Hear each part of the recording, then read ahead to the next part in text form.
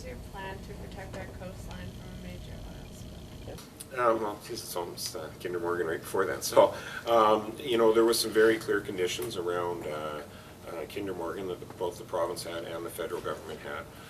Fortunately, the federal government, so the coastline is actually federally controlled, but obviously, you know, we play a big part as a provincial government helping guide the federal government in what we think should be done.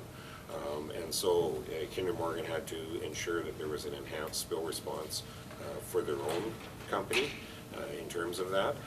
But in terms of the overall coastline, by working with the federal government, the Premier was able to get a commitment of $1.5 billion coastline protection enhancement that's being done.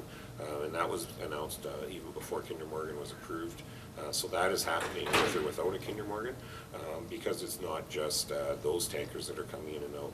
There's a lot of materials coming in and out of the ports of Vancouver and Delta Port on a regular basis and up the coastline to Prince Rupert that we need to be aware of. It's not unlike the rail lines coming through here with CN.